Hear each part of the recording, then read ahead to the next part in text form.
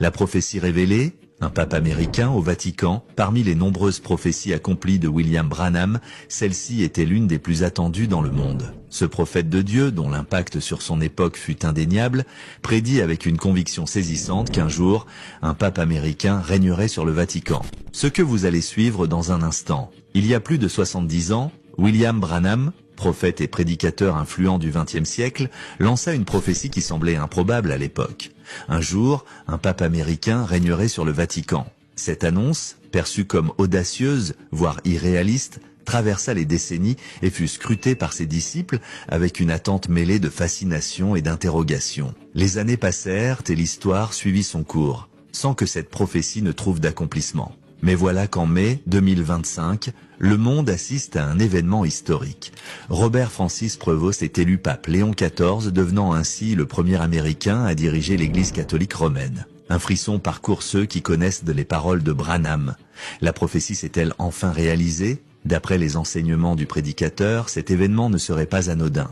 Il aurait prédit que ce pape jouerait un rôle central dans une future confédération des Églises unies, un bouleversement majeur qui pourrait redéfinir le paysage religieux mondial. Coïncidence ou plan divin en marche? L'interprétation reste ouverte, mais une chose est certaine, cette prophétie, longtemps reléguée aux archives des prédictions oubliées, refait surface avec une force nouvelle, alimentant débats et réflexions parmi croyants et chercheurs. Suivez la prophétie et faites savoir ce que vous y pensez. Je crois qu'un de ces jours glorieux, lorsque cette confédération unie des églises se rassemblera et que le nouveau pape sera introduit aux États-Unis, puis installé là-bas selon la prophétie, alors ils formeront une image exacte de la bête. Et je vous le dis, la véritable Église de Dieu sera rassemblée. Mais véritables et fidèles croyants méthodistes, baptistes, presbytériens, pentecôtistes, nazaréens, pèlerins, saints, peu importe leur appartenance, seront unis et cimentés par l'amour de Dieu.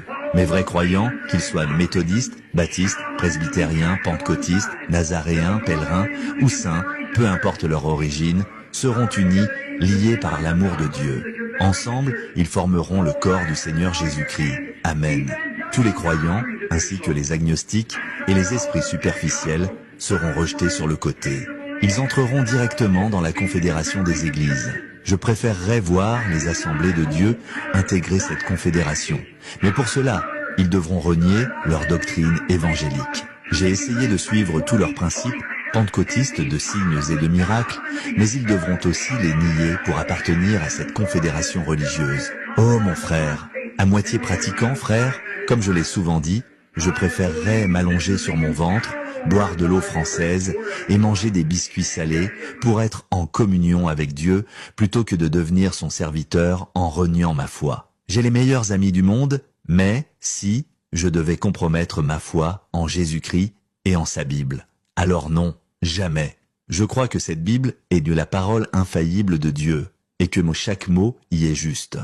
Comme toute prophétie, celle-ci divise. Certains y voient une réalisation divine indiscutable, tandis que d'autres y perçoivent une interprétation forcée des événements. La question du rôle exact du pape Léon XIV dans l'unification religieuse reste en suspens. Sera-t-il l'artisan d'une transformation spirituelle ou simple témoin d'une convergence politique entre nations et croyances ?